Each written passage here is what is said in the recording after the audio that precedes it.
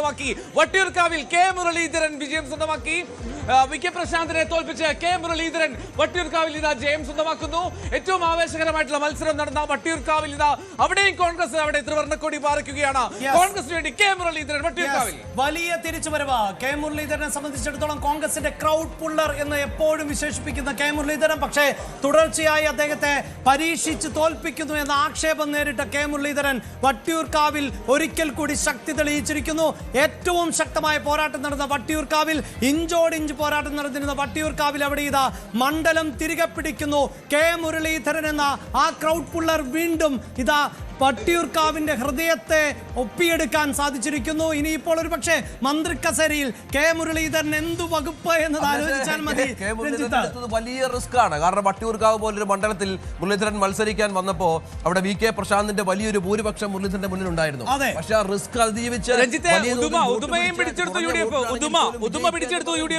നീലകണ്ഠൻ ഉദുമ പിടിച്ചെടുത്തു. 4000 വോട്ടുകളുടെ ഭൂരിപക്ഷത്തിൽ ഉദുമയിൽ കൂടി ഇതാ വിജയക്കൊടി പാറിക്കുന്നു UDF എന്നതാണ്. അങ്ങനെ കോട്ടകൾ പിടിച്ചെടുക്കുന്നു എന്നതാണ്.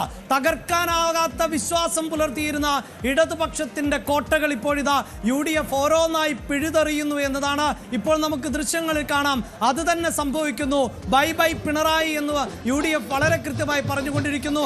അത് പറയുന്നത് ഇടതു കോട്ടകളിൽ കൂടിയാണ് എന്നതാണ്. ഇപ്പോഴിതാ പ്രധാനപ്പെട്ട മറ്റൊരു മണ്ഡലം കൂടി ഇടതുപക്ഷത്തിന് നഷ്ടമാകുന്നു. വട്ടിയൂർക്കാവിൽ വിജയക്കൊടി പാറിക്കുന്നു ഇവിടെ കെ മുരളീധരനെ പോലെ ഒരാൾ. അതേസമയം ഉദുമ ഇടതുപക്ഷത്തിന് നഷ്ടമാവുകയും ചെയ്യുന്നു. ഏറ്റവും പ്രബലർ, അതായത് UDFന്റെ മുൻനിര താരങ്ങളെല്ലാം വിജയക്കൊടി പാറിച്ചിരിക്കുന്നു. ഇതുവരെ രഞ്ജിത്ത് റിപ്പോർട്ട് ചെയ്യുമ്പോൾ ഏതെങ്കിലും ഒരു കരുത്തിന് തോൽവി പിണഞ്ഞതായി നമുക്ക് മനസ്സിലാക്കാൻ സാധിക്കുന്നില്ല.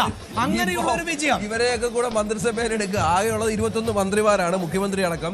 ഘടകകക്ഷികൾക്ക് കൊടുക്കണം. ബാക്കി 8-10 മന്ത്രിസ്ഥാനം കോൺഗ്രസിന് കിട്ടിയ എത്ര പേരെ അക്കോമഡേറ്റ് ചെയ്യേണ്ടി വരും എന്നുള്ളതാണ് അടുത്ത വ്യവസ്ഥയിൽ മന്ത്രിസഭ പങ്കുവെക്കുമോ എന്നതാണ് അറിയേണ്ടത്. അങ്ങനെ ഒരു പക്ഷേ UDF പോലും പ്രതീക്ഷിക്കാത്ത തരത്തിലുള്ള പടുകുറ്റൻ വിജയത്തിലേക്ക് പോകുന്നു UDF എന്നതാണ്.